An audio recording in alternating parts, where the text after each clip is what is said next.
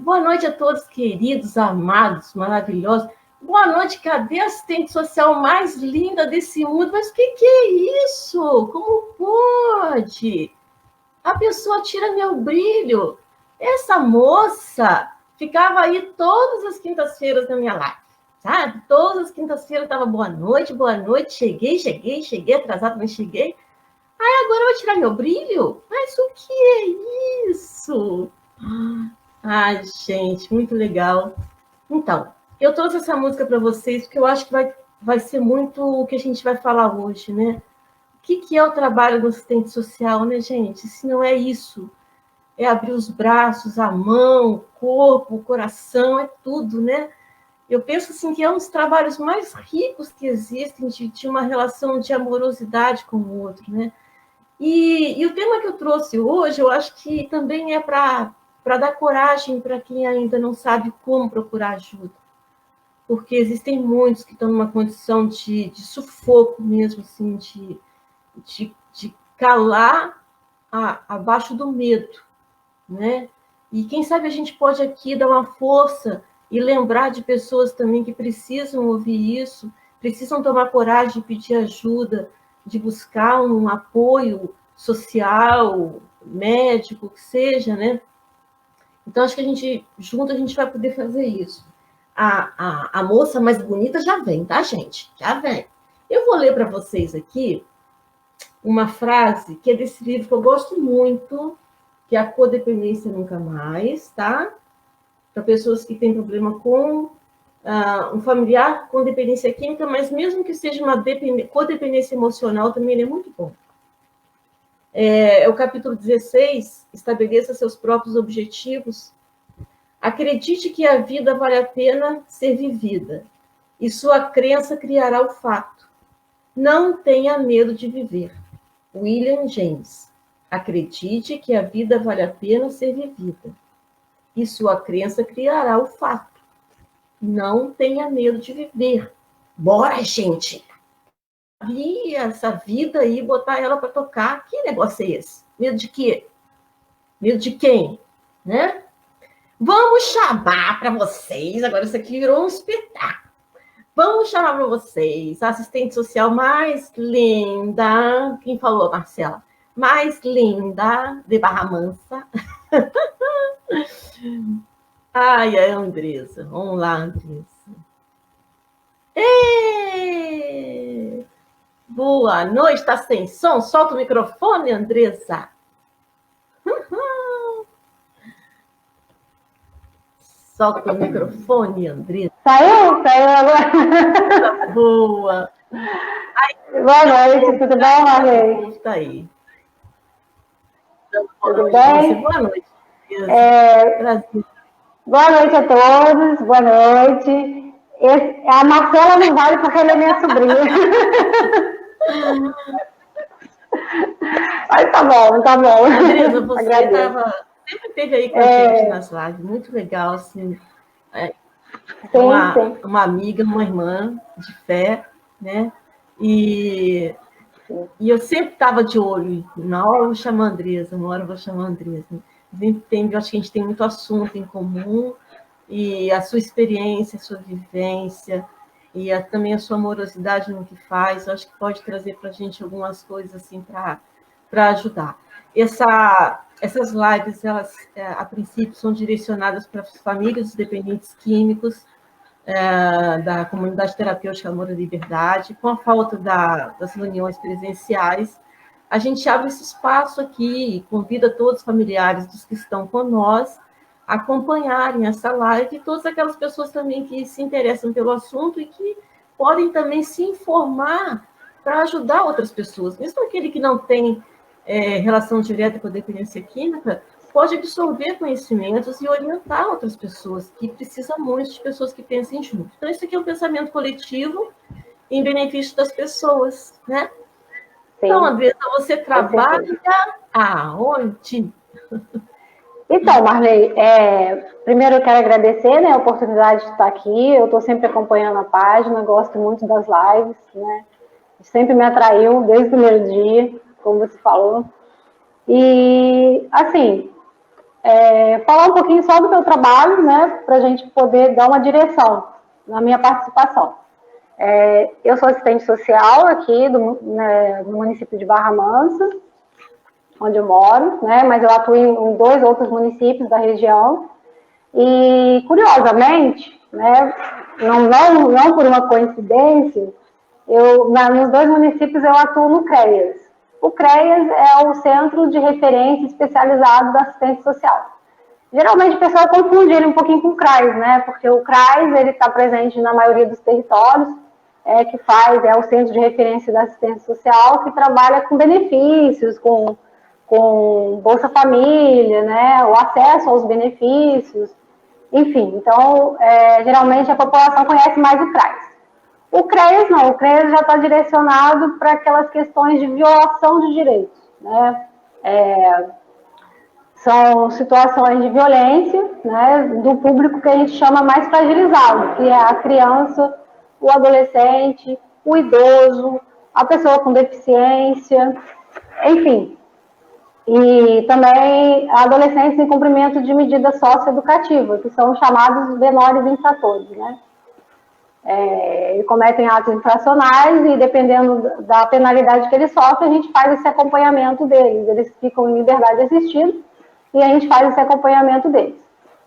E é um trabalho bem complexo, né? A gente trabalha não só com a pessoa que foi violada nos seus direitos, mas também com a família. É um trabalho que abrange toda a família, né? E até por isso a gente faz aí um link com essa questão do uso abusivo de substâncias, né? Porque no meu trabalho a gente está sempre presente essa questão dentro das famílias. Eu acredito que 90% dos casos que eu acompanho estão relacionados de alguma forma, direta ou indiretamente, com o uso abusivo de substâncias. Agora há pouco a gente estava conversando, sempre a gente bate um papo antes, né? E não tem como não procurar saber, assim, a gente percebe por estudos, né? As famílias disfuncionais sempre elas acabam trazendo para nós, ou quando a gente olha para um dependente químico e vai olhar para a sua família, a gente vê que ali tem uma família disfuncional, ali tem um problema de ou pai que abandonou, ou pai violento, ou já há o uso na família de substância. Então, eles acabam entrando para o uso da substância de acordo com o que a família usa. Não necessariamente o álcool, né? Por exemplo, na semana passada, a gente teve o Antônio aqui, que ele contou que com 4 anos os pais colocaram cocaína no dente dele, doía. Não era a substância que tinha na casa, não era o álcool, era a cocaína, ele começou pela cocaína. Então, a gente vê assim, que na maioria das vezes as famílias são disfuncionais, tem grandes problemas na família. Eu acho que talvez você tenha que ver isso de perto, né? Você vai na casa das pessoas? Sim, a gente tem como instrumento de trabalho a visita, né, que a gente chama de visita domiciliar. Né? A partir do momento que o caso chega para a gente, que ele é encaminhado ao CREAS, se for através da delegacia ou do conselho tutelar, no caso de criança, a gente tem que fazer essa abordagem na casa das pessoas. Faz atendimento no CREAS, mas faz atendimento também na casa, né? Atendimento psicossocial. O que você está falando com relação às famílias disfuncionais, na verdade, é bem comum nos casos de violência, seja contra a mulher, ou contra a criança e adolescente, ou até mesmo contra idoso, né, que é uma coisa muito comum também a gente perceber. Existe, sim, essa questão do álcool e da droga, assim, de uma forma pesada até, né, e aí começa a gerar todos os conflitos a partir desse uso abusivo, né. Tem casos, por exemplo, que, no caso de mulheres, são mulheres que são vítimas de violência porque o parceiro faz uso da substância e aí fica agressivo, né. São crianças que muitas vezes os pais fazem, como você falou no caso do Antônio, que eu estava na live e também fiquei bem surpreendida com a fala dele, mas é uma coisa muito comum que os pais fazem uso da substância na presença das crianças e isso, de uma certa forma, acaba afetando eles também, né? não só com a bebida, com o uso da bebida numa faixa etária cada vez menor também, mas também com a questão das drogas. E muitas vezes os pais, né, ou os responsáveis, por estarem no uso da substância, eles se tornam mais agressivos, né? Tem substâncias que a gente sabe aí, como a cocaína, que ela é estimulante, então ele perde aquela limitação dos impulsos, né? Acaba, por qualquer razão, às vezes agredindo ou a companheira ou o filho, e muitas vezes, assim, a genitora também, a mãe, acaba muitas vezes agredindo, passando do limite com as crianças, por conta desse uso abusivo também, né? E aí gera uma série de situações, que é o rompimento de vínculos. Muitas vezes as crianças precisam ser levadas para um acolhimento institucional, né? E aí é onde a gente entra, não com viés julgador, mas pelo contrário, para estar tentando, a gente chama de fortalecer esse vínculo que foi rompido, né? Tentar resgatar essas famílias, os vínculos, aí encaminha para o CAPS, né? Que é o dispositivo da saúde mental, que trabalha com a dependência química, e a gente tenta fortalecer essa família de alguma forma, né? Em todas as suas questões, porque muitas vezes, Marley, não é só a questão, o uso abusivo da substância, é o que a gente estava conversando antes. Muitas vezes ele está ligado a outros fatores externos, né? Nós temos famílias aí que passam por situações de vulnerabilidade social muito grave, né? O contexto, a realidade de vida deles, muitas vezes levam ao uso da substância, né? É como se fosse uma fuga da realidade, né? E né? O que passa de dor. Sim, com certeza. Com certeza. E sem contar, assim, a história de vida deles. Uma coisa que a gente fala muito no nosso trabalho é que a gente não pode generalizar nunca. Tem um histórico, um contexto de vida ali que a gente precisa estar respeitando, né? Precisa conhecer, e é a partir desse contexto de vida a gente entrar com o nosso trabalho. Tem pessoas que já vêm de uma família que tem um ciclo de violência e de uso abusivo de álcool dentro da história dela. E ela, ao formar outros vínculos afetivos, acaba trazendo pessoas também que têm essa demanda, e aí crescem aquelas famílias desestruturadas, né? Com várias questões, e enfim, e aí acabam passando de novo, que é uma coisa que também é uma realidade. As crianças crescem nesse ciclo também, e muitas vezes, por conta da violência e do uso abusivo dos pais, a grande maioria começa a repetir esse comportamento. E vai passando de geração em geração. A gente brinca que tem famílias lá que já passou pela rede, né, pela rede socioassistencial, por todos os serviços, há anos que está, e aí a criança que antes era violada, né, era uma criança que sofria violência, hoje em dia é ela que está cometendo a violência, é ela que está fazendo uso da substância, então está tudo assim muito ligado. E me diz uma coisa, essas famílias procuram o CREAS, ou o CREAS é comunicado... Marley, não estou te ouvindo.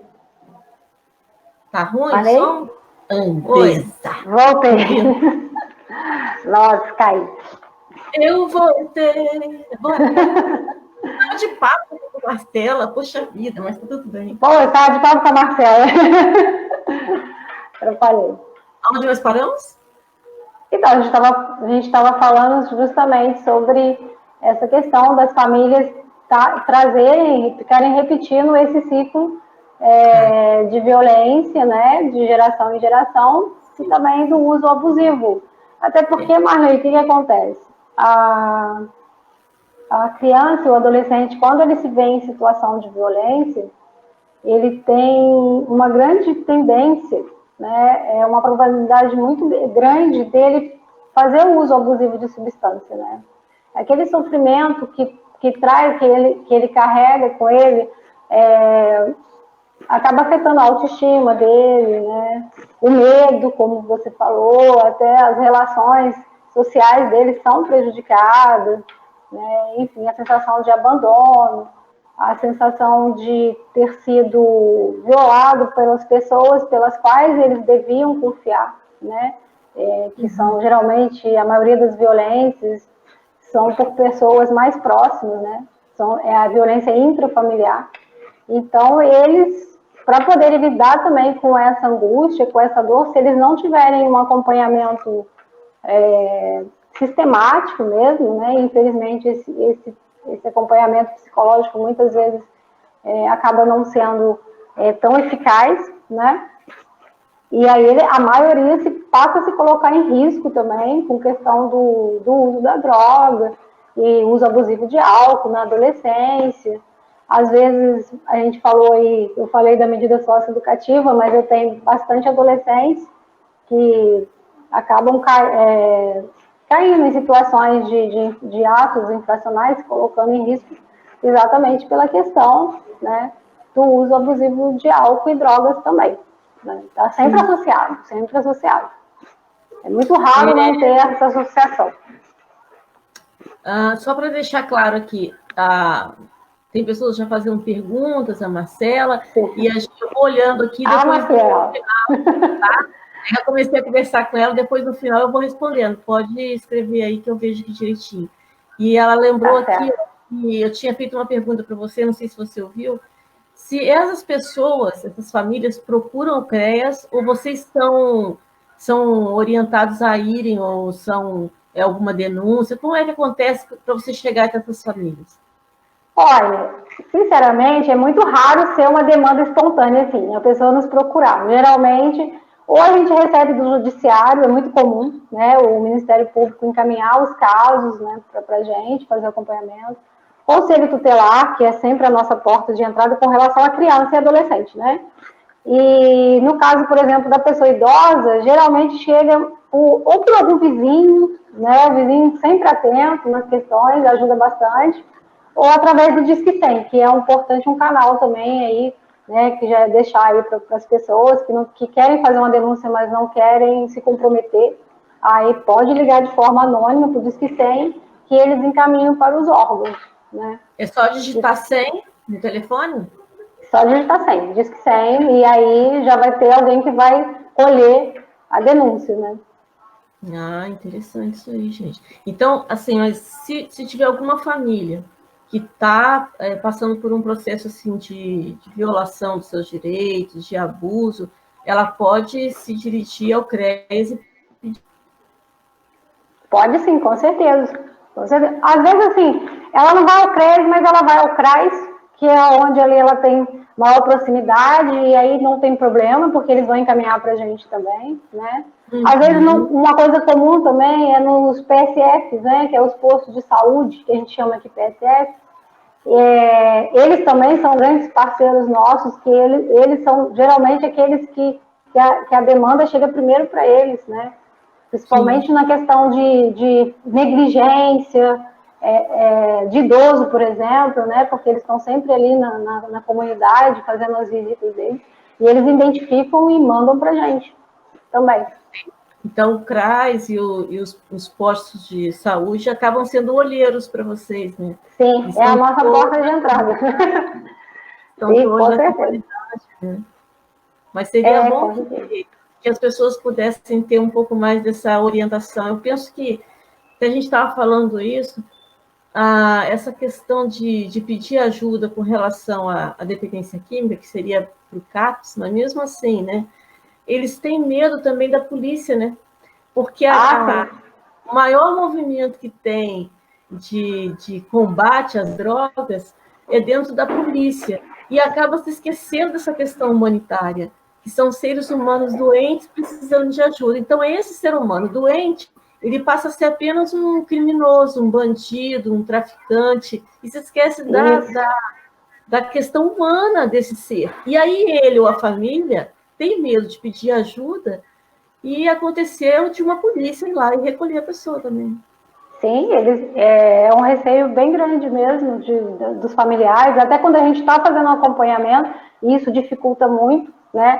Tanto o tratamento dessas pessoas, quanto também as questões de conflitos dentro da família, porque para eles admitirem que estão passando por essa situação, eles precisam fazer um vínculo muito grande com a gente, né? É necessário eles se vincularem, como a gente fala, né, eles confiarem, né, e aí sim eles passam a relatar que tem essa questão da droga ou do álcool, mas o primeiro momento é sempre de negação. Não, eu não uso. Hoje mesmo, por coincidência, eu estava fazendo uma reunião de estudo de caso, né, com a minha equipe, e a gente está acompanhando uma moça que ela cometeu uma violência contra o filho dela no momento de uso. Só que assim, pra gente ela ainda não fala que está fazendo esse uso, ela fala que usava até o bebê nascer, mas que depois que o bebê nasceu ela nunca mais usou, entendeu? E aí isso prejudica, porque se ela se abrisse, se ela pudesse, tivesse essa confiança, né, e aí vem o temor do que vai acontecer com ela. Olha, eu vou falar para um assistente social que eu sou drogada, que eu estava fazendo uso de substância, e a primeira coisa que vai me acontecer é, como você falou, essa questão da polícia, né, tem esse receio, mas um processo, e aí eu vou perder a guarda do meu filho, que acontece mesmo, infelizmente, muitas vezes as pessoas em uso abusivo de álcool e drogas acabam perdendo a guarda dos filhos, né? Então, mas só que elas não percebem que o fato delas não confiarem, elas não poderem se abrir com a gente, atrapalha até a gente poder ajudar de uma forma melhor, mais efetiva, né? Justamente, porque eu acho que assim, ó, uma vez detectado essa questão na família, poderia se trabalhar a redução de danos, porque é muito difícil essa pessoa querer se tratar. Mas pelo menos como é que a gente trabalha a redução de danos com eles, né? Você tá, ok, você usa excessivamente o álcool, é um jovem, né? Então dá para equilibrar bebendo água, dá para se alimentar bastante antes de ingerir o álcool, para não entrar num coma alcoólico, coisas desse tipo, né? Daí não consegue chegar nesse ponto, aí a pessoa se revela. E você já viu assim, por exemplo, jovem ou criança já em uso, já teve alguma vez? Sim? Com certeza. Às vezes, assim, não a pessoa que eu estava acompanhando, mas eu já cheguei, né, em casos, por exemplo, eu me lembro que teve uma criança que foi um processo muito difícil para a gente acompanhar, porque a mãe tinha um vínculo muito forte com a criança, mas ela também fazia uso abusivo de álcool e o padrasto da criança também. Então, foram 2 anos trabalhando nessa família, mas eles não conseguiram aderir a nada proposto, nem pela gente, né? E nem pelo CAPS, que estava fazendo esse acompanhamento. A questão do CAPS, então, eles não aderiam mesmo. Assim, o nosso acompanhamento, eles até aceitavam, mas o CAPS de forma nenhuma. E aí, por diversas vezes, eu cheguei na casa dessas pessoas e elas estavam ali fazendo uso de todas as substâncias possíveis e a criança ali no meio, enfim, era muito complicado, foi muito complicado e acabou que a gente teve que concluir a rede toda, né, todos os serviços, junto com o judiciário, que não tinha como essa criança permanecer com aquela família, né? E foi uma perda assim, bastante dolorosa, porque a gente percebia o afeto, né, da mãe, porque muitas vezes a mãe está tão mais ligada no uso, né, que até o amor pelo filho fica secundário, a mãe, o pai. O pai, assim, as pessoas não choca tanto, né, deveria chocar, mas não choca. Mas a mãe, quando você percebe que a mãe está tão ligada mais no uso do que no próprio filho, choca mais a sociedade, né. Mas essa mãe, apesar de fazer uso, ela tinha um afeto muito grande pela criança, mas, infelizmente, ela não conseguia dar conta. Ela não conseguiu dar conta e acabou que a criança ela perdeu o poder familiar e a criança foi adotada, né? Mas foi um processo bem difícil também. Eu acho que você trabalha numa ponta, assim, que você deve se deparar muito com a impotência, né? Você vê, assim, as coisas na sua frente, mas você não tem o que fazer, né? Sim, tem muitos casos que a gente fica, assim, como você disse, impotente. E isso gera uma angústia muito grande no profissional, né? Tanto psicólogo quanto assistente social. A fala nossa sempre é essa, muitas vezes, dessa sensação de impotência, né? Mas eu tento levar, assim, se pelo menos um caso meu conseguir, para mim já está valendo a pena, né? De todos os casos, um pelo menos teve aí um final feliz, para mim já está vale muito a pena, mas realmente é uma situação bem complicada. É o caso, por exemplo, quando chega na comunidade, né? Ele já chega com a doença instalada. Então, a gente também faz isso aí como vocês. Pelo menos um a gente conseguir, a gente já se sente bem fortalecido para continuar, porque bom seria que não entrasse, né? Então, esse trabalho também que eu gosto muito, que é o da prevenção, da orientação para as famílias, pelo menos quem tenha um usuário na família, saiba como lidar e prever para que o outro não entre. Então, eu sempre oriento assim, olha, não é que a família não vai usar uma bebida, né, em caráter recreativo, mas tenta não expor demais na frente da criança. Então, a gente está falando, normalmente a gente fala do álcool, né? A gente fala, o pai está lá assistindo o jogo, né? E aí está lá com um copinho de cerveja, mas como tem que educar aquele filho que está do lado dele, né? E se tem grande amor por esse filho, abre mão um pouquinho daquele momento que senão o filho vai sempre fazer a referência de esporte, bebida. Pode ser que o filho não tenha controle sobre isso um dia. E aí, sempre que ele relacionar futebol, vai juntar na cerveja, né?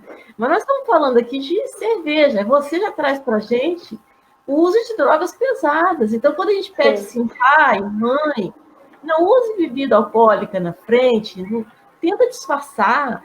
Se vai fazer uma festinha de aniversário, não coloca naquele copinho transparente, coloca no copinho colorido, não expõe demais, não bota aqueles copões bonitos, né? Tenta disfarçar até que essa criança possa ir se fortalecendo e tenha mais noção do que é certo, do que é errado.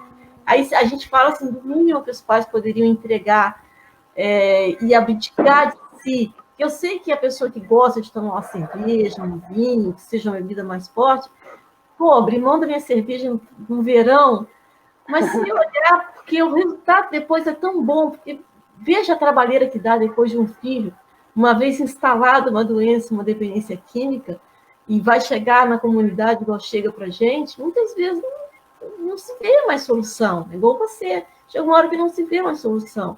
Então, a educação, a prevenção, eu acho que tinha que ser medidas básicas das famílias. Então, aqui é um serviço de formiguinha que a gente faz, né? Que a gente sabe que a gente fala que um ou outro vai pegar e vai dizer assim, mas isso aqui é interessante. Então, a gente não deixa de falar. Por mais que eu seja que, às vezes, parece meio ilusório, né?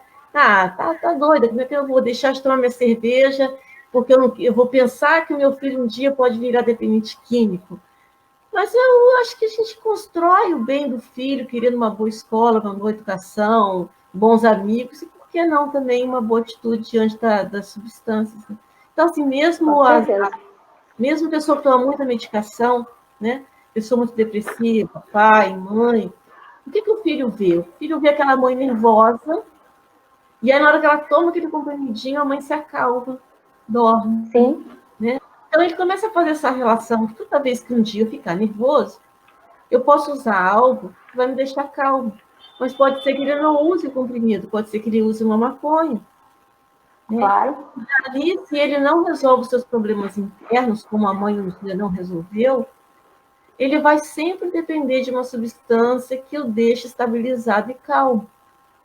Então, ele sempre vai associar o uso de alguma coisa até para enfrentar as dificuldades da vida, né? Porque as dificuldades, conforme a gente vai crescendo, elas vão aumentando. Além das dificuldades que a gente passa na infância, que é com referência ao nosso meio, né? Que é o meio cultural onde a gente vive. Então, quando você cresce, você vai ter as suas dificuldades. E aí ela vai estar sempre associando. Uma coisa comum também adolescentes fazendo uso de medicação já psiquiátrica, né? Isso chama bastante atenção também, né? Muitas vezes, justamente pelas questões dos pais, às vezes o adolescente não vai fazer uso de bebida ou de droga, mas ele já vai começar a despontar ali alguma questão emocional, e aí a gente tem uma realidade de adolescentes cada vez mais sendo acompanhados pelos psiquiátricos e fazendo uso de substâncias aí, de medicamentos pesados também, né? É uma coisa bem recorrente também. E outra coisa, Marley, que também chama bastante atenção, é a questão dos idosos. Eu acho que até conversei com você um pouquinho sobre isso. Mas isso, para mim, é justamente fruto dessa, como você disse, dessa criação, dessa família que não conseguiu resolver essas questões do uso abusivo, e ali muitas vezes o pai ou a mãe, mas menos proporção para a mãe, mas a maioria dos homens que fizeram uso abusivo durante a vida toda de alguma substância e acabaram rompendo o vínculo dele com essa família. Isso acontece muito. E aí, essa pessoa, né, esse indivíduo, ele acaba muitas vezes ou em situação de rua, né, porque o familiar não dá conta mais, já tentou-se de tudo, né, vocês devem ter aí na comunidade algum exemplo disso, que quando eles chegam ali, a estrutura familiar deles, a maioria das vezes, né, não existe mais, né, e aí eles vão passar, alguns que conseguem fazer esse tratamento, ótimo, né, mas muitos não seguem. E quando chega na idade da velhice, né, na idade depois dos 60 anos, que começam a surgir os problemas, ele começa realmente a precisar de alguém, dar o suporte à família, eles se veem sozinhos, desamparados, e para agradar ainda com vícios, né, com essa questão, continuam sendo alcoólatras, continuam fazendo uso da substância. E aí, como que faz agora, se eles não têm, se o vínculo deles foram rompidos, né? E aí não se tem como obrigar um filho, por mais que ele seja filho, a ele acolher um pai ou uma mãe que a vida toda acabou dando preferência, né? Acabou seguindo o caminho do uso da substância e rompeu com eles, né? E aí a gente vê aí um grande número de velhice desamparada, né? Os idosos cada vez mais desamparados, é uma realidade assim que tem chocado bastante a gente. Não tem asilo que dê conta, porque a população cresce cada vez mais e os idosos cada vez vivem mais, e a maioria nessa situação que a gente chama de autonegligência, né, porque faz o uso da substância, mesmo sabendo que traz sérios, graves riscos para a saúde deles, né, e em situação de rua, muitas vezes, e numa situação que muitas vezes não tem mais o que fazer, né, ali com eles. Assim, é uma realidade bastante chocante também. É verdade. A gente diz que, às vezes, a gente perdemos a pessoa para a substância. Sim. Tem situações que a gente sente que perdeu mesmo, não tem mais como reverter, nem por uma contenção, nem por se manter em sobriedade dentro de um programa de 12 passos, aí não dá mais. Sim, exatamente. Isso que acontece. Então, a Marcela, ela comentou aqui e perguntou: será que ele não pode puxar a minha? Não sei se você chegou a ver o que ela colocou aqui. Não tinha visto, não. Eu tenho um pai usuário, já usei, graças a Deus me libertei, infelizmente casei com um usuário, e tenho medo do meu filho usar também. Então, eu disse para ela que essa repetição de padrões é normal, porque o filho se cria com o pai usuário e aprende a lidar com o homem usuário. Se o pai é violento, pior ainda, porque aí ela se submete à violência do pai, obedece por ser pai e acaba repetindo esse padrão. E arruma um companheiro que às vezes até bate também. Então, como ela sempre... Exatamente, então. Mas aí depois ela pergunta aqui, ó. Será que ele não pode puxar a mim? Seguir meus exemplos? No caso, o quê? O seu filho? Puxava? Eu acho que ela quis dizer o filho, né? O filho dela. Então, eu até já conversei algumas vezes com a Marcela com relação a isso. O caso dela é realmente o que a gente estava conversando, né? É um ciclo que vai passando. O que a gente chama de codependência também, né? A Marcela, ela traz um comportamento, assim, muito de codependência, até pela vivência que ela teve. A mãe, muito codependente do pai, e ela repetiu, né? Ela acabou fazendo a escolha, optando por um companheiro abusivo também, né? Assim como o pai dela também é. E ela não consegue sair desse padrão, né? De repetição. E o que eu tenho sempre colocado para ela é que não é questão de puxar, né? Não é uma coisa... Embora tenha um fator hereditário aí, mas não é, posso garantir para você que nem é essa a maior questão, esse fator hereditário. É justamente a convivência, como a gente está falando aqui. A convivência vai repetir o padrão porque é o mais similar para ela. A pessoa se sente mais confortável naquele meio. Embora para outra pessoa, se tivesse uma relação como a mãe dela teve, ou como ela está tendo, poderia chocar. Mas para ela traz aquele conforto da infância dela. Porque, né, um conforto, entre aspas, porque ela já estava habituada a fazer, tá dentro ali daquela dinâmica com o pai, com a mãe.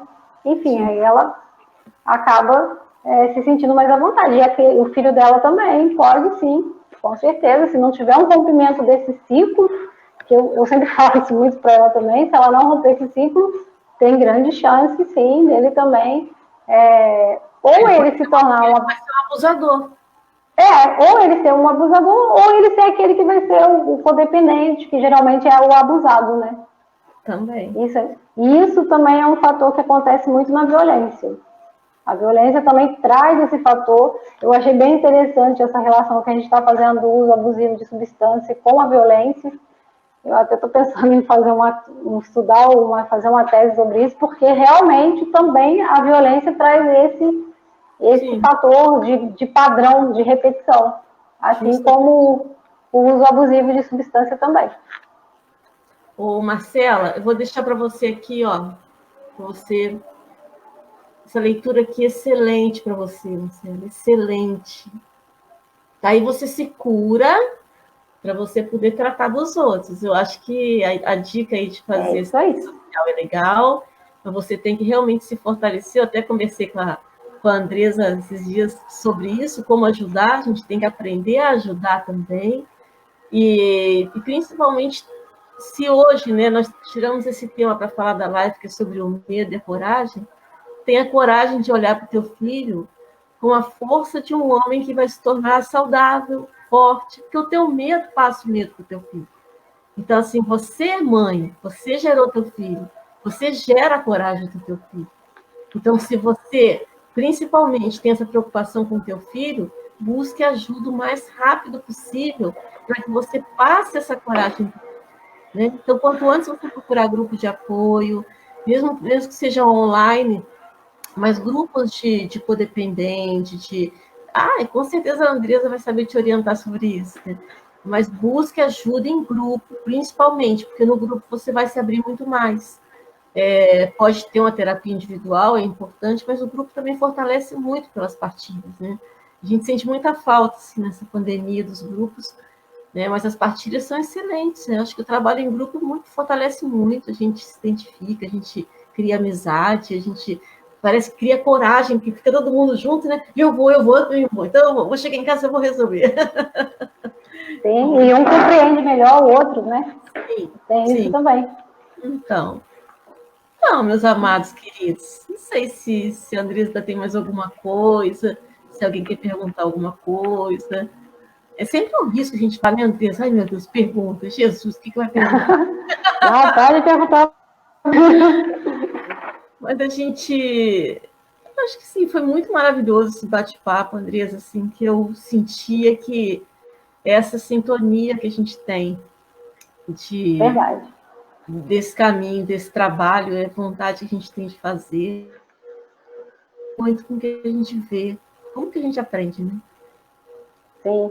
Eu queria só colocar, assim, Marlene, só para encerrar aqui, a questão, isso, tudo que a gente falou são os fatores de risco, né? Mas existem os fatores de proteção também, embora às vezes ele acaba sendo menor, porque são coisas simples, mas fazem muita diferença, né? Essa questão do fortalecimento dos vínculos familiares, né? É muito importante, não só os familiares, como os comunitários também, essa rede de apoio que você falou, na questão dos grupos, é muito importante. Se a pessoa tiver uma crença, se a pessoa tiver um esporte que ela goste, algum meio que ela possa se fortalecer, seja a família, né, o familiar do usuário, né, de álcool e drogas, ou seja o próprio também, né? É muito importante. E entender que fortalecimento de vínculo não significa que você vai aceitar, né, ter essa questão da codependência, que você vai aceitar os erros, né, é só simplesmente ter esse acolhimento, mas sem também ter esse limite é muito difícil para a família, né, foi importante aí, a Marcela colocou, ela participou e eu me lembrei disso, porque muitas vezes o que eu vejo nas famílias é de um lado extremo ou outro, né, tem família que simplesmente acha que deve excluir o usuário da vida delas, né? E vão excluir porque está dando muito trabalho e está prejudicando muita gente. E tem famílias que, ao contrário, acham que tem que ficar ali naquele movimento eterno de cuidar e acaba não contribuindo para a recuperação deles também. Então, tem que saber dosar, né? Não ficar nesse papel de codependência que é muito complexo mesmo.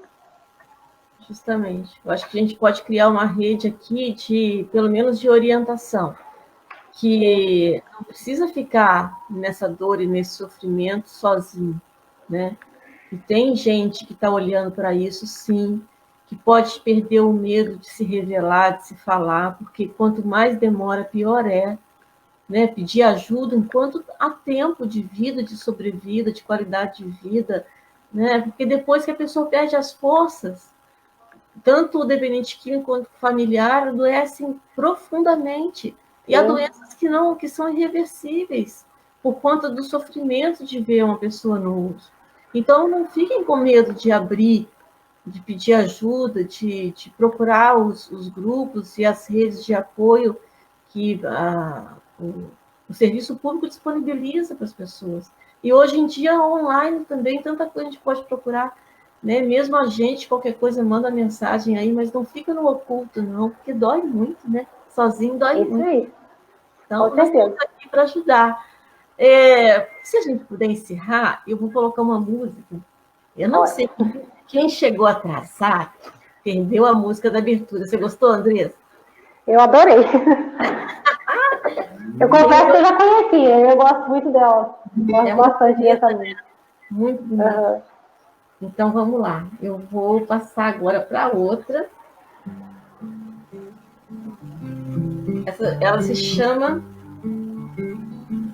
Recomeço. Não, é do CD Recomeço.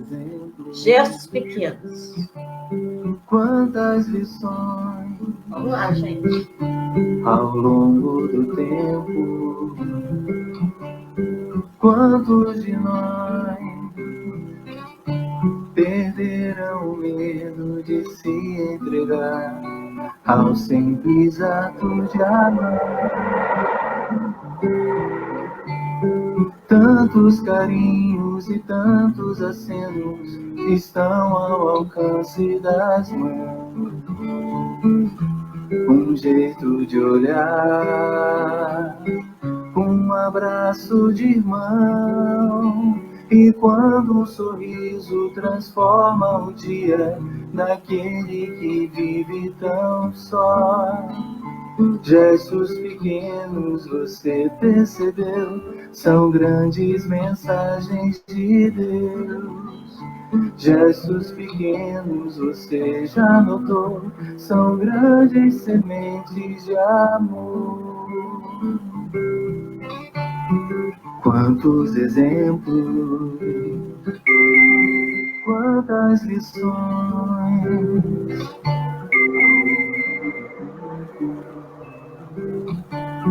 Quantos de nós perderam o medo de se entregar ao simples ato de amar?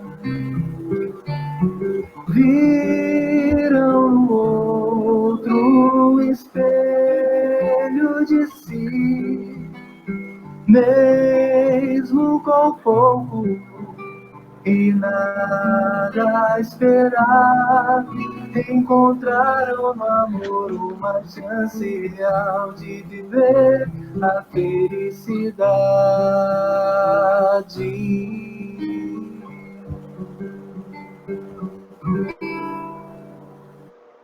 Tantas histórias cantadas ao vento nos trazem momentos de paz. um simples calar, para ouvir e escutar. Conforto também recebemos de quem nos estende a mão. Gestos pequenos, você percebeu, são grandes mensagens de Deus.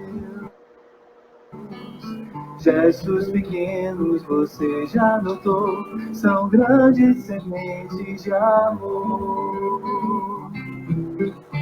De amor.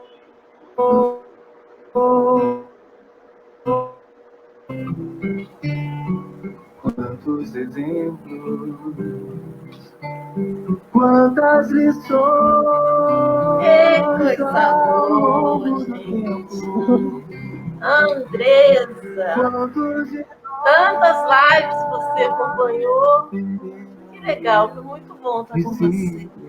Muito bom mesmo. Acho que Deus sabe quem coloca na vida da gente para a gente fechar uma conversa junto. Deus sabe o quanto pode fazer pelo outro, né? E vai trazendo, vai unindo, vai fazendo essa rede, a gente vai se identificando, né?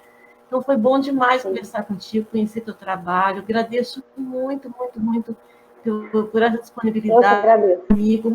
Meu povo todo que veio aí, nossos irmãos amados de trabalho, de fé, está sempre com gente aí. E a gente deixar essa dedicação, essa dedicatória agora no final de muito amor, de braços abertos, de mão estendida para todos que precisarem. A gente está aí à disposição, tá? Isso aí. Eu que agradeço, tá? Foi um prazer enorme. O que eu puder contribuir, então, vamos junto. Tá bom? Tá bom. Tá bom, gente. Boa noite, então. Obrigadão. Obrigada, gente. Tchau. Tchau, tchau.